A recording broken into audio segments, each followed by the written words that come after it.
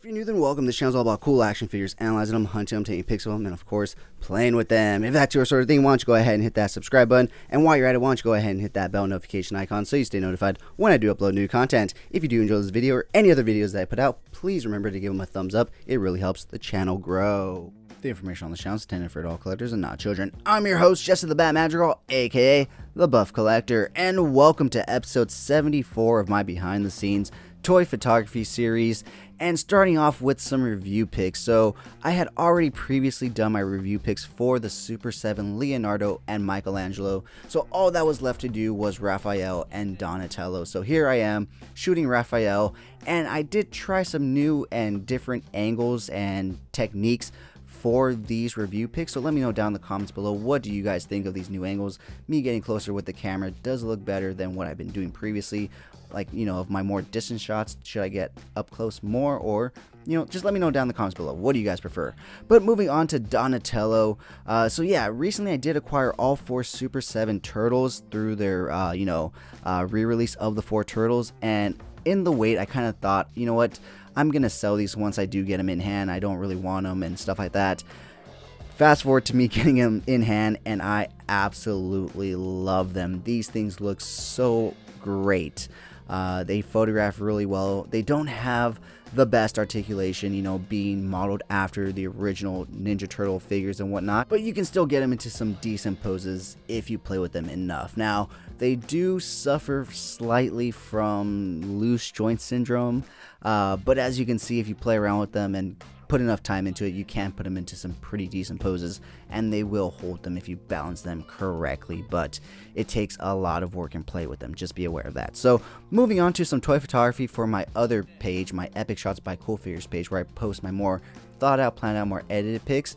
Here I have Doc Knock, the Red Death version, up against the brand new Symphony of Horror Nosferatu. So recently I realized that despite the Red Death version of Doc Knock being one of my favorite figures, I really hadn't taken any toy photography from him besides his review pics, so I wanted to dedicate a whole series to him.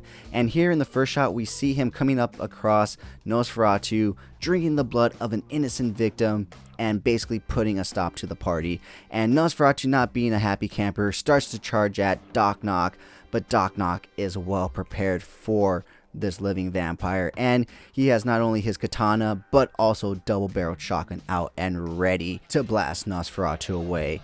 But as we all know, vampires aren't really, you know, fazed by bullets, so Doc Knock has to pull out his death ray, or as you would say, I guess in this sense, solar ray, since that's exactly what would kill a vampire. And so here I am using the death ray that comes with the original Doc Knock on the Red Death Doc Knock, and in order to get the glowing effect on the death ray, you know, beam accessory piece, I went ahead and used a snoot, as you can see on the light on the right, and aimed it directly at that accessory piece, and that's what gives it that glow and light effect. I did no after effects on it whatsoever.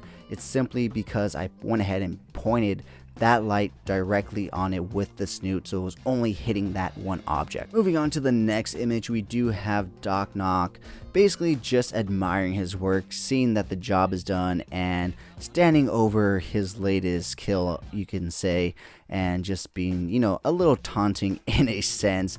But I mean, after you take out a vampire, wouldn't you want to be taunting it a bit? Although usually in horror movies, isn't that when they come back to life and get your ass? So I'd probably run the opposite way. But anyways, guys, moving on to the final image in this series, and that is of course Doc Knock riding into the sunset, into the next adventure.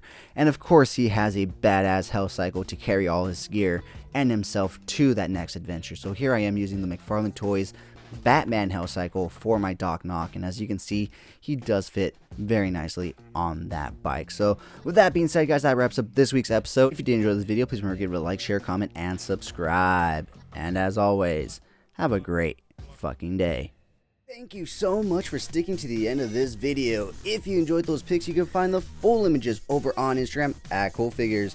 And I do also have a separate Instagram account for my more thought out, planned out, more edited pics called Epic Shots by CoolFigurez. Check it out. If you like what you see, leave me a follow there as well. And if you guys like unboxings, check me out over on TikTok at CoolFigurez. That's where I post all of my unboxings. And check me out every Sunday for Coffee and Toys, a weekly Toy News Toy Talk podcast where we will go over all the latest and great toy news, reveals, pre-orders, weekly toy haul, and so much more. And join me every Wednesday over on Instagram for Coffee and Toys Live, where I will speak to a new guest every week about toys, toy hunting, toy photography, and so much more. Thank you so much for taking time out of your busy day to listen to me talk about toys. I really do appreciate it.